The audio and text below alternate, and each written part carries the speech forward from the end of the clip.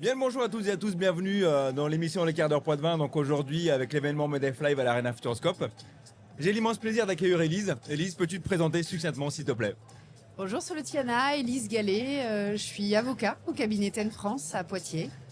J'ai une spécialité, on a tous une spécialité, on est 70 avocats au cabinet, on a des équipes de juristes, des assistantes, des comptables et on est tous spécialisés. Moi je fais du droit du travail, donc Droit les du travail, litiges entre les employeurs et les salariés et je ne fais que du contentieux. Donc Ok. je plaide, je plaide, je plaide, je plaide. Encore et toujours.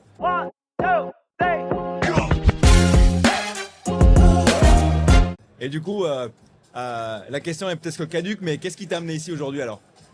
Alors nous, on est très investis au MEDEF de la Vienne. Je fais partie d'ailleurs du conseil d'administration. C'est important pour nous d'accompagner les entreprises. On a une clientèle quasi exclusive d'entreprises, un peu d'administration, d'associations. Mais c'est effectivement de les accompagner dans tous les actes de la vie d'une entreprise, de la création, du développement, du rachat d'autres sociétés, parfois de la fin d'une société. En tout cas, on va avoir le recrutement de salariés.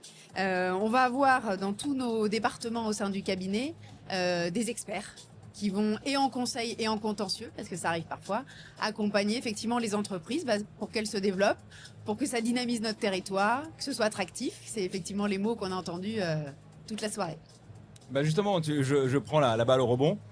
Qu'est-ce que tu en as pensé de la conférence avec notre maître conférencier aujourd'hui, Maître Galtier, si je peux appeler ça, sans jeu de mots, sans jeu de mots. C'est plutôt bien trouvé. Petit focus d'abord sur la table ronde. J'ai trouvé effectivement à la fois les questions, les sujets qui ont été abordés avec eux et les réponses, leurs apports assez inspirants, assez passionnants. Et la conférence avec Fabien Galtier, alors moi je suis une grande amoureuse du sport. Ça m'a forgé tout au long de ma vie. Pas le sport collectif, plutôt sport individuel. Mais là, je trouve que le parallèle entre l'entreprise et le sport était passionnant.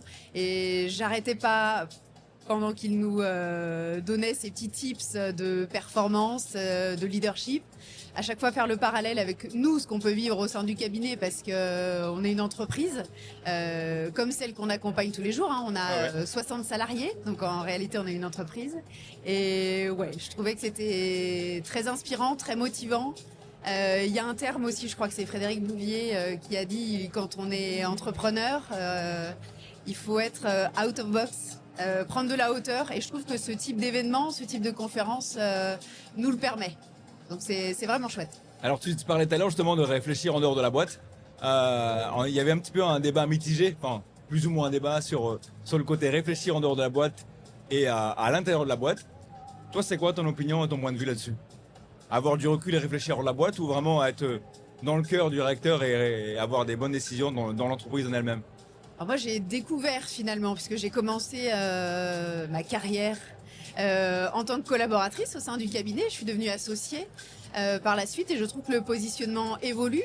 Et au-delà de notre métier d'avocat, de faire de la défense d'employeurs, ce que je trouve aujourd'hui passionnant, c'est justement cette dimension entrepreneuriale qu'on n'a pas quand on commence une carrière, et la hauteur que ça peut apporter, au-delà d'accompagner ses clients de la meilleure manière, de traiter correctement ses dossiers.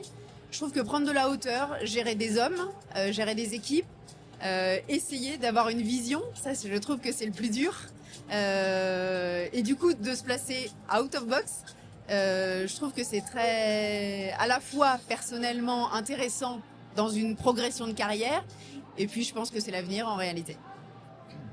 Très bien. Écoute, est-ce que tu peux nous donner ton ressenti justement de cette première partie de l'événement Medef Live en donnant un mot qui peut qualifier justement cette atmosphère ou ce ressenti que tu peux avoir?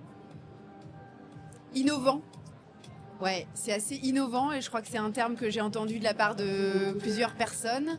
Il y en aurait plein d'autres, mais je trouve que, et si on peut saluer les équipes qui ont mis en place l'événement, je trouve que c'est le fait que ce soit complet, déjà que ce soit un succès. Je trouve que ça a appelé tout le monde, mais le format innovant est très intéressant. Ok. Et si je devrais faire le parallèle avec le Futuroscope, toi dans le monde du travail, si tu devais t'identifier à une attraction, ça serait quoi? Si quoi? Si tu devais t'identifier à une attraction, ça serait quoi du Futuroscope? Objectif Mars. Évidemment, évidemment. Pardon, quelle question, désolé. Toujours envie d'aller plus loin, plus haut. Pas tout seul, évidemment. Ouais. Avec ses équipes, avec que ce soit dans ma carrière, enfin dans ma vie professionnelle avec mes associés, mais aussi les collaborateurs qui travaillent avec nous, les assistantes. Ouais, Objectif Mars, je crois que c'est... Très bonne réponse. Très très bonne réponse. Si tu devais créer un cocktail, justement, une boisson, hein, j'entends cocktail, avec l'effervescence qu'il y a aujourd'hui, ça donnerait quoi comme nom et comme ingrédient que tu mettrais dedans?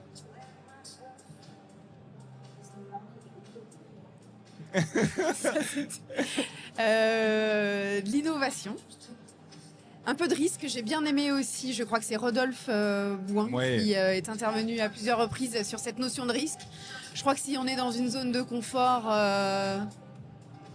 c'est bien, mais on avance Ouais. pas beaucoup, Ouais. pas très haut, pas très loin.